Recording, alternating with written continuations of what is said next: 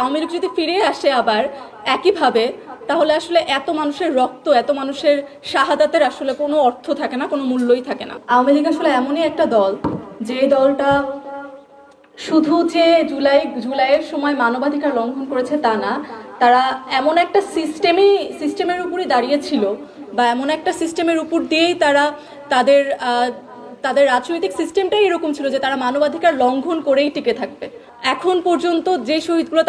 শহীদের লাশগুলো তাদের পরিবারের কাছ পর্যন্ত পৌঁছায়নি পর্যন্ত, অস্ত্রধারী বাহিনী খুন করে ফেলার পরে পরিবারের কাছ থেকে অ্যাম্বুলেন্স থেকে কেড়ে নিয়ে গিয়েছে লাশগুলো এবং গুম করেছে, এবং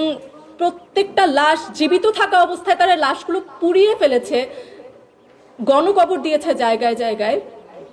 যেই মানুষটা এখন পর্যন্ত বলছে যে